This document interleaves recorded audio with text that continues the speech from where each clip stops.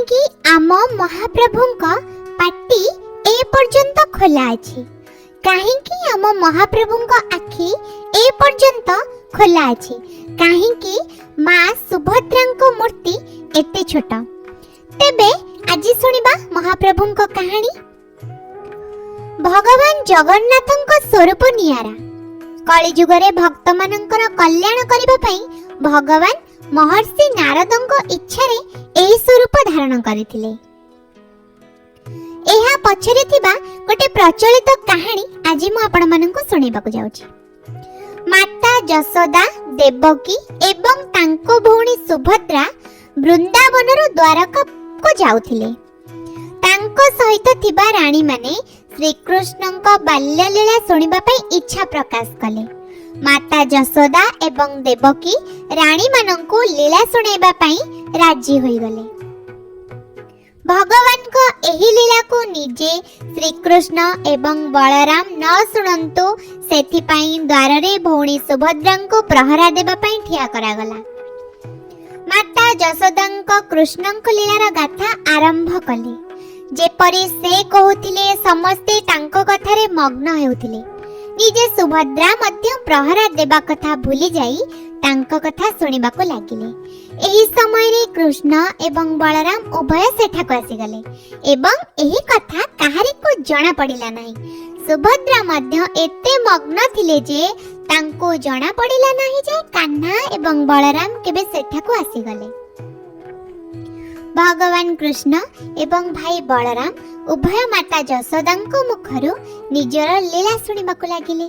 ନିଜର ଦୁଷ୍ଟାମୀ ଏବଂ କାର୍ଯ୍ୟକଳାପ ଶୁଣି ଶୁଣି ସେମାନଙ୍କ ଲୋମ ଟାଙ୍କୁରି ଉଠିଲା, ଆଖି ବଡ଼ ହୋଇଗଲା ଏବଂ ପାଟି ସେଇଠି ଖୋଲା ରହିଗଲା।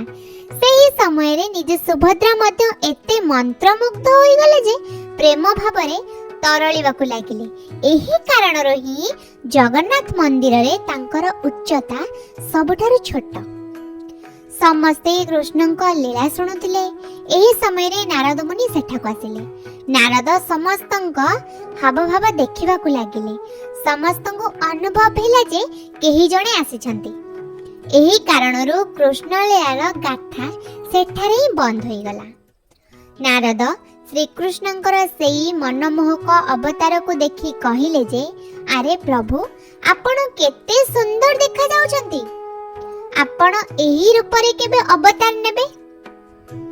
ସେହି ସମୟରେ ଶ୍ରୀକୃଷ୍ଣ କହିଲେ ଯେ ସେ କଳିଯୁଗରେ ଏହିପରି ଅବତାର ନେବେ। ନାରଦଙ୍କୁ ଦେଇଥିବା ପ୍ରତିଶ୍ରୁତି ଅନୁଯାୟୀ କଳିଯୁଗରେ ଶ୍ରୀକୃଷ୍ଣ ପୁରୀର ରାଜା ଇନ୍ଦ୍ରଦ୍ୟୁମ୍ନଙ୍କୁ ସ୍ୱପ୍ନରେ ଆସି ତାଙ୍କୁ କହିଥିଲେ ଯେ ସେ ପୁରୀର ନଦୀ କୂଳରେ ଥିବା ଏକ ଗଛର ଗଣ୍ଡିରୁ ତାଙ୍କର ଏକ ପ୍ରତିମା ତିଆରି କରି ପରେ ଏହାକୁ ମନ୍ଦିରରେ ସ୍ଥାପନ କରନ୍ତୁ। ଶ୍ରୀକୃଷ୍ଣଙ୍କର ଆଦେଶ ଅନୁଯାୟୀ ରାଜା ଏହି କାମ ପାଇଁ ଜଣେ ଯୋଗ୍ୟ ବଢ଼େଇ ଖୋଜିବା ଆରମ୍ଭ କଲେ। କିଛି ଦିନ ପରେ ସେ ଜଣେ ବୃଦ୍ଧ ବ୍ରାହ୍ମଣଙ୍କୁ ଭେଟିଲେ, ଯିଏ ଏହି ପ୍ରତିମା ତିଆରି କରିବାକୁ ଇଚ୍ଛା ପ୍ରକାଶ କଲେ। କିନ୍ତୁ ଏହି ବ୍ରାହ୍ମଣ ରାଜାଙ୍କୁ ଏକ ସର୍ତ୍ତ ରଖିଲେ ଯେ ସେ ଏହି ପ୍ରତିମାକୁ ଏକ ବନ୍ଦ କୋଠରୀରେ ତିଆରି କରିବେ ଏବଂ ସେ କାମ କରୁଥିବା ସମୟରେ କେହି କବାଟ ଖୋଲିବେ ନାହିଁ, ନଚେତ୍ ସେ କାମ ଅଧାରୁ ଛାଡ଼ି ଚାଲିଯିବେ। ଆରମ୍ଭରେ କାମର ଶବ୍ଦ ଆସିଲା, କିନ୍ତୁ କିଛି ଦିନ ପରେ ସେହି କୋଠରୀରୁ ଶବ୍ଦ ଆସିବା ବନ୍ଦ ହୋଇଗଲା। ରାଜା ଚିନ୍ତାରେ ପଡ଼ିଗଲେ ଯେ ସେ କବାଟ ଖୋଲି ଥରେ ଦେଖିବେ କି ନାହିଁ, କାଳେ ସେହି ବୃଦ୍ଧ ବ୍ରାହ୍ମଣଙ୍କୁ କିଛି ହୋଇଯାଇନଥାଏ। ଏହି ଚିନ୍ତାରେ ରାଜା ଦିନେ ସେହି କୋଠରୀର କବାଟ ଖୋଲିଦେଲେ। କବାଟ ଖୋଲିଲା ମାତ୍ରେ ତାଙ୍କର ସାମ୍ନାରେ ଏକ ଅଧାଗଢ଼ା ମୂର୍ତ୍ତି ମିଳିଲା। ସେତେବେଳେ ତାଙ୍କୁ ଅନୁଭବ ହେଲା ଯେ ସେହି ବ୍ରାହ୍ମଣ ଆଉ କେହି ନୁହନ୍ତି, ବରଂ ନିଜେ ବିଶ୍ୱକର୍ମା ଥିଲେ। ସର୍ତ୍ତ ବିରୁଦ୍ଧରେ ଯାଇ କବାଟ ଖୋଲିଦେବାରୁ ସେ ଚାଲିଗଲେ।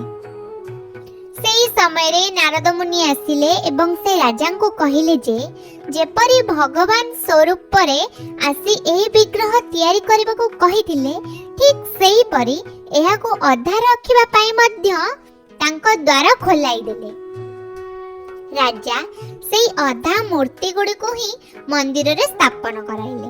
ଏହି କାରଣରୁ ଜଗନ୍ନାଥ ପୁରୀ ମନ୍ଦିରରେ କୌଣସି ପଥର କିମ୍ବା ଅନ୍ୟ ଧାତୁର ମୂର୍ତ୍ତି ନାହିଁ, ବରଂ ଲିମ୍ବ ଗଛର ଗଣ୍ଡିକୁ ବ୍ୟବହାର କରି ତିଆରି ହୋଇଥିବା ବିଗ୍ରହର ପୂଜା କରାଯାଏ।